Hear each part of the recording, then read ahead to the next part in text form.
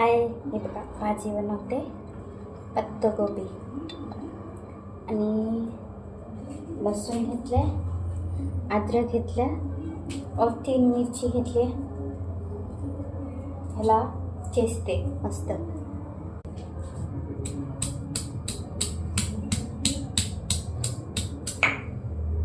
आणि थोडेसे जिरे. ह्याचा पेस्ट बनवला.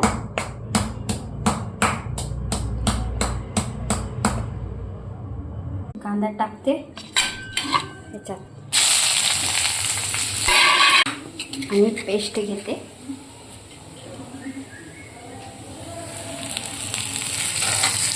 ही पत्ताकोबी घेते आता ह्याच्यात टाकते.